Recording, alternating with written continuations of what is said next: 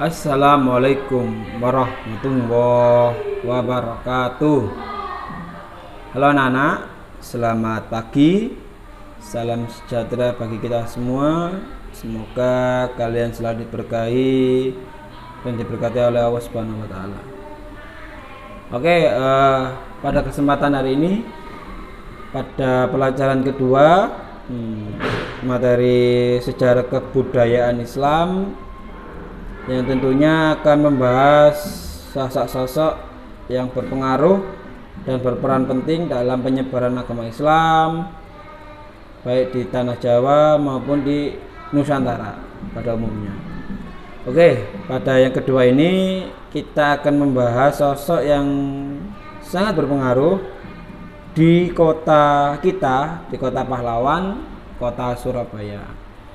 Mungkin kalian sudah tahu akan sosok ini ya, mengenai orangnya atau mengenai sosoknya. Bahkan sebagian dari kalian sudah pernah mengunjungi makam beliau. Tidak lain dan tidak bukan, beliau adalah Sunan Ampel.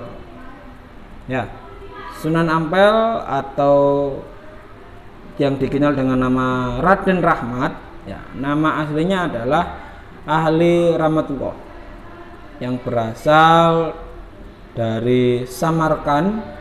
Kalau sekarang itu negara Uzbekistan di Asia Tengah atau bisa dibilang Timur Tengah ya. Yang mempunyai ayah bernama Syekh Ibrahim Asmorokondi. Dan juga berasal dari Uzbekistan atau Samarkand pada waktu itu. Ibunya seorang putri raja dari Champa atau sekarang Kamboja di Asia Tenggara yang bernama Chandrawulan. Ya. Sedangkan silsilah keturunan dari Nabi Muhammad SAW melalui jalur Husain bin Ali bin Abi Thalib dari Fatimah binti Rasulullah Shallallahu Alaihi Wasallam. Ya, mula-mula Raden Rahmat bersama ayahnya dan beberapa saudaranya datang ke Pulau Jawa. Ya, yang Raden Burereh yang sebelumnya tinggal di Champa atau di Kamboja. Jadi bayangkan pada waktu itu seorang Sunan Ampel bersama ayahnya dan beberapa saudara dari Uzbekistan ke Champa, ke Kamboja. Bayangkan betapa jauhnya perjalanan yang beliau tempuh untuk yang nantinya akan sampai di Pulau Jawa. Ya. Kedatangan beliau diperkirakan pada tahun 1440 Masehi. Ya. Dan atas undangan Prabu Sri Kartawijaya, yang lain tidak bukan adalah Raja Kerajaan Majapahit. Dalam rangka datangnya ke Pulau Jawa, salah satunya adalah memperbaiki perilaku masyarakat Majapahit yang konon pada waktu itu mengalami kemunduran, kemerosotan moral, ya, pokoknya segala sesuatu yang mengarah ke negatif. Ya, mungkin kalian sebagian tahu makna tersebut. Ya.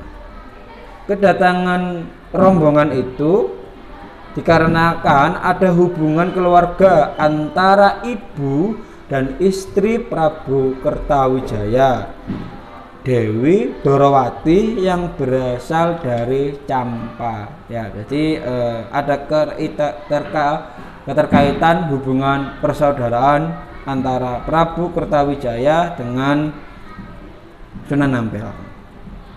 Ya, singkat cerita, Sunan Ampel menikah dengan Nyai Ageng Manila, putri Temanggung Arya Tejo, Bupati Tuban, yang juga cucu Arya Lembu Suro yang merupakan Raja Surabaya yang Muslim pada waktu itu. Ya. Hubungan saudara pernikahan antara Sunan Ampel dengan putri dari Bupati Tuban mengakibatkan hubungan penyebaran agama Islam menjadi sangat pesat, ya.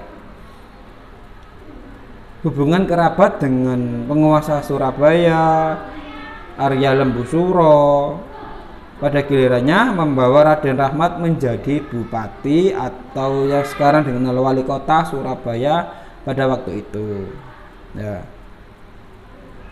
Yang ini didukung dengan bantuan dari Raja Kertawijaya, Raja Majapahit 1447 sampai 1451 Masehi, yang memberikan pengaruh perhatian besar terhadap Islam. Jadi setelah menjadi bupati di Surabaya, Sunan Ampel mendapat dukungan politik, dukungan kebebasan, dukungan keluasan untuk menyebarkan agama Islam.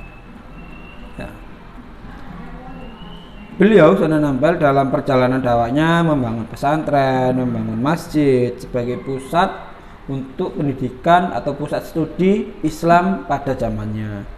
Ya. Yang diperuntukkan pada Raden Rahmat diberikan kedudukan sebagai raja yang saya sebutkan tadi, ya, dan mempunyai hak untuk membaiat bagi para santrinya. Beliau Sunan Ampel wafat pada tahun 1480 Masehi di Demak dan dimakamkan di Ampel Denta atau yang kita sekarang dengan daerah Sunan Ampel atau Pegirian di Surabaya Utara. Peran Sunan Ampel dalam mengembangkan Islam di Indonesia, ya, membentuk jaringan kekerabatan dalam penyebaran agama Islam. Jadi Sunan Ampel ini mempunyai strategi mengawinkan beberapa kerabat, saudara, para rombongan dari Campa, dari Samarkand atau dari Timur Tengah dengan para penguasa tanah Jawa atau pada raja-raja Jawa, pada bupati di sekitar daerah pesisir Pulau Jawa atau sekitarnya, untuk merekatkan hubungan antara Islam dengan adat istiadat pada waktu itu. Salah satunya Raden Rahmat menikahkan Raden Usen, putri Arya Baribin, dengan Adipati Madura. Adalah seorang mubalik asal Rusia Selatan, dekat Samarkand, Uzbekistan, yang cukup lama ditugaskan sebagai imam dan mengislamkan masyarakat Sumeneb di Surabaya, di Madura. Nah, bisa kalian baca di halaman 15 beberapa kerabat atau orang-orang berpengaruh di Islam dengan dinikahkan dengan para putri atau putra penguasa di kerajaan di Jawa. Ya. Yang kedua adalah melakukan perubahan menuju tradisi yang keislaman. Ya, ini tolong diperhatikan, ini kebiasaan orang-orang Jawa termasuk kita sebagai orang Surabaya. Masyarakat pesisir utara Jawa adalah masyarakat yang hidup dalam tradisi dan budaya turun-temurun. Dalam dakwahnya, Sunan Ampel membawa ajaran Islam yang disampaikan dengan cara damai, moderat, toleran, dan menyesuaikan tradisi. Masyarakat yang telah ada mengandung nilai-nilai Islam. Jadi sebelum jauh Sunan Ampel datang kemari, sudah ada sebuah kebudayaan atau adat istiadat, dan yang tentunya adat istiadat tersebut dipengaruhi oleh Hindu dan Buddha yang sebagai agama sebelum datangnya Islam. Ya, ini sebelum kedatangan para penyair Islam, orang-orang Majapahit mengenal upacara peringatan terhadap orang mati atau srodo. Nah, mungkin orang tua kalian sedikit banyak mengetahui tentang upacara ini. Sebuah upacara kematian seseorang pada tahun ke-12 setelah kedatangan penyair Islam tanpa di kelompok Sunan Ampel yang memperingati kenduri atau memperingati kematian pada hari ketiga, ke-7, 40, 100, dan ke-1000. yang pada masyarakat berkumpul mendatangi keluarga yang ditinggalkan, lalu acara tersebut diisi dengan zikir, tahlil, dan doa. Nah, kebudayaan mengirim doa pada orang yang sudah wafat hari pertama, ketiga, 7, 100 atau setahun atau juga pendak beberapa hari, beberapa bulan, beberapa tahun atau 1000 hari sangat kental dalam kehidupan masyarakat kita. Ya, kalian pernah sedikit banyak mengikuti kegiatan tersebut yang pada waktu itu sudah ada pada zaman Sunan Ampel. Ya, dan tentunya tradisi itu berasal dari Muslim Campa. Ya, tradisi keagamaan ini bukanlah berasal dari ajaran Hindu Buddha, tetapi merupakan tradisi keagamaan Muslim Campa atau Kamboja yang dikenalkan oleh Sunan Ampel. Ya. Sikap positif dalam pribadi Sunan Ampel, berdakwah dengan santun dan penuh kearifan. Jadi bukan memukul tapi merangkul, ya, bukan mengejek tapi mengajak, ya, menjadi pelopor bukan menjadi pengekor. Jadi makna-makna ini atau pesan-pesan ini yang ingin disampaikan pada buku ini untuk menggambarkan sosok keagungan Sunan Ampel. Toleran dan selalu menjalin hubungan baik dengan semua kalangan. Jadi bukan hanya bersosialisasi dengan orang-orang Islam, melainkan juga dengan para sesepuh atau para pendahulu di tanah Jawa sebelum kedatangan Sunan Ampel.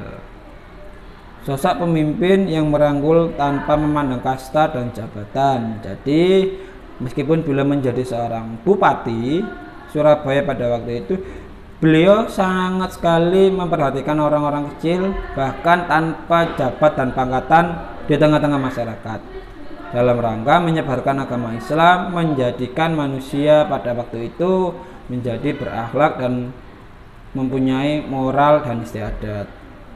Seorang guru yang mendidik dengan penuh keikhlasan dalam menyampaikan ilmu kepada murid-muridnya, sehingga lahir generasi penyebar Islam ke penjuru Nusantara. Salah satu murid atau anak Sunan Ampel adalah Sunan Bonang yang menjadi Sunan besar di daerah Tuban. Itu salah satunya menunjukkan bahwa Sunan Ampel betul-betul sosok yang menjadi guru sejati, guru tauladan, dan bisa mencetak para generasi penerusnya seperti beliau. Demikian dari Pak Lutfi penjelasan singkat mengenai Sunan Ampel. Jika ada yang ingin ditanyakan, silakan bisa langsung hubungi saya, atau kita bisa ada kesempatan bisa video call untuk mempertegas atau memperjelas sosok dari Sunan Ampel ini. Demikian, terima kasih. Semoga kalian tetap sehat, tetap semangat, jangan kendor. Berdoa kepada Allah untuk menjadikan yang terbaik dalam situasi apapun. Wassalamualaikum warahmatullahi wabarakatuh. Semoga selamatlah alam semesta.